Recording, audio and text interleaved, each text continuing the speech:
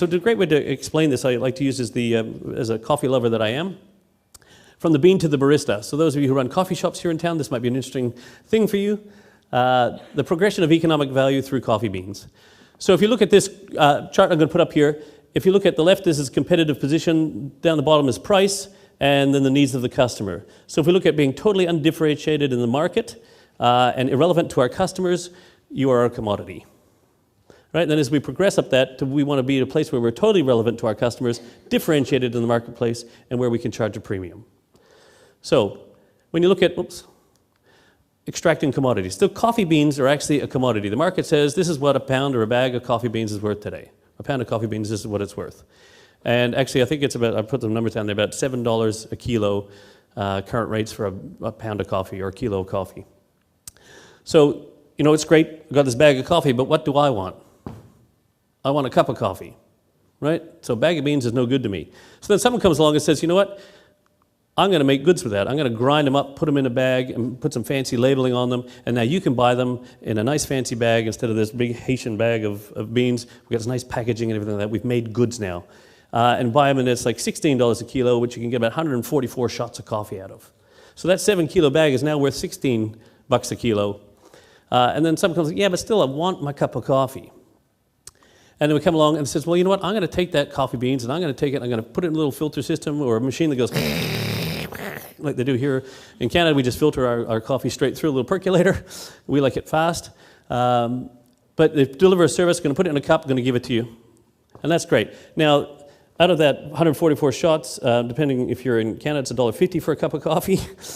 So you make $220 on that $7 bag, or in Australia it's $4.50, and you make a cup, so you only get 648. Am I getting buzzed off already? No. So you can see now that the price is getting up.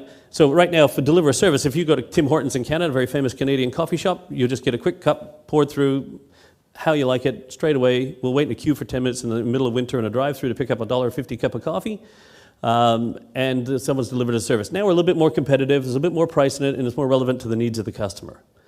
So then someone's come along, and they decided to stage an experience. And this is where you pay now $4.50 for that $1.50 cup of coffee, because it's an experience to have a cup of coffee.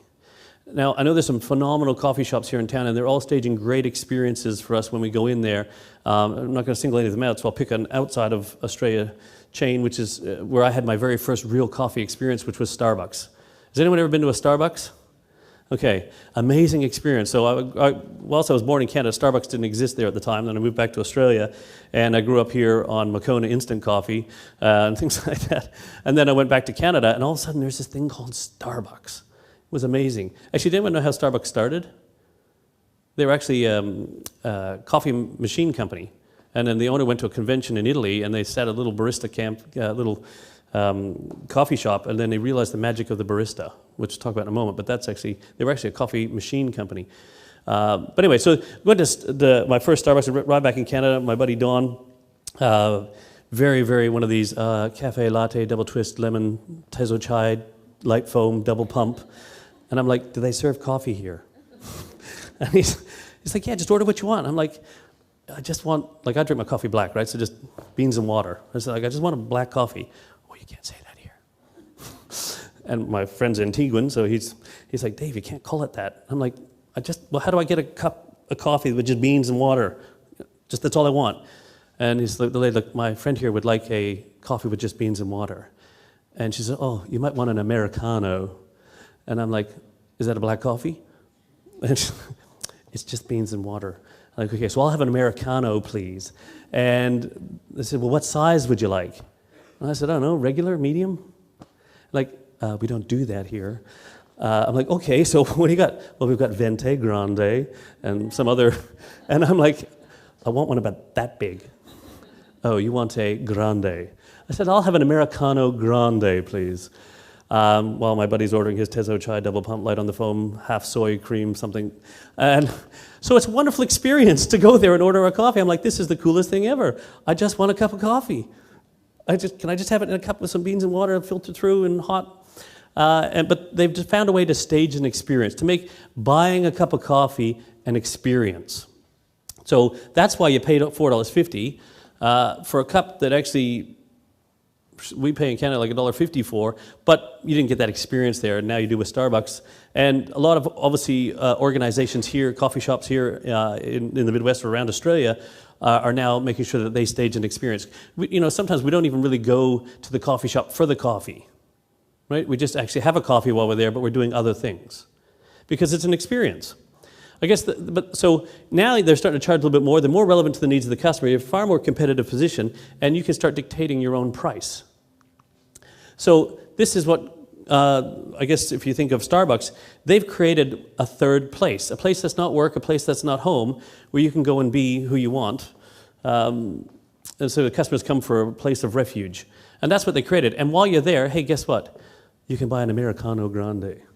Okay, so that's what they've created. They've staged it as an experience. It's all Wi-Fi and a barista, and it's all fancy stuff and all these cool machines and things. So now instead of going there just to get my coffee, I go there for the experience. I get to meet people. I get to get away from work. I get to get away from home. And all of a sudden, now I'm going to pay more for that because there's more value to me. So how do we create more value for our customers? Anyone ever heard of Harley Davidson? Anyone ride a Harley? You probably take it and get it serviced every week, get everything tightened up on it. Harley Davidson, what kind of organization is Harley Davidson? Yeah, it's experience. Most people would tell you it's a motorcycle manufacturing company, which would be reasonable to think. They actually fought on the New York Stock Exchange to have their listing changed from a vehicle manufacturer to a lifestyle company. All right? Why? People pay more for lifestyle than they will for a motorcycle that falls apart and you have to keep repairing and tightening up every week. All right? So when you think about Harley, what they did is they sold the ability for a 43-year-old accountant like Greg Smart-Jazzy to dress up in black leather and ride through small country towns and have people be afraid of him. I'm a scary accountant. Yes. But that's what they did. They created this feeling, they staged this experience, and that's how they turned Harley Davidson around, was by doing that. It's really fascinating, and yet they're still the motorcycles, and they're a lot better quality and everything like that. I just, was a Japanese bike rider in my day. Wasn't a big fan of Harley Davidsons. I had to dodge the bolts that would fall out of them as they rode in front of me. But very fascinating. They really created this massive experience, and this is why they have the Harley Owners Group. It's a part of a community. You're part of something now. That's what a hog is. It's a Harley Owners Group. Right? You ride your hog, that's where it came from. So they've created this whole lifestyle, and they probably make more selling all their clothes and material and all that, their merchandise than they do the bikes these days. But that's what they wanted to do. Now they didn't succeed in getting their listing changed, but fascinating. So the next stage is from staging the experience, and this is what I challenge all of you on right now in your businesses, to find a way to create guided transformation. And when I say guided transformation, what I mean, and this is what I challenge the team on every day, is how do we make every single customer that we have think that our whole organization exists just for them? Right? So it's totally relevant to each person's needs. It's totally differentiated in the marketplace. And then we can charge whatever we need to do that. That's a value proposition for that customer. How can you make every single person and customer that you have, or potential customer you have, feel or think that your organization exists just for them? That's guided transformation. That's where we all need to progress to now in an organization. And this is what we challenge the team on every day. Every single one of you, this Leadership Excellence Summit is for you each and individually.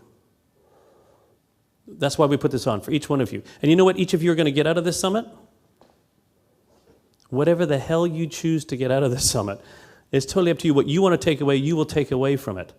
But we wanted to create a way to make this about you, and this is all for you to find out what you want to do or what you need to do to succeed in your business, so we can help you grow your business so you'll need what we do. And we're seeking to find other ways to create the guided transformation in our business. I would just challenge you to find your way. How can you make me, if I'm a customer of your business, feel like your business was set up just for me? And when you can do that, you'll be totally differentiated in the marketplace, because nobody else can do that for me but you.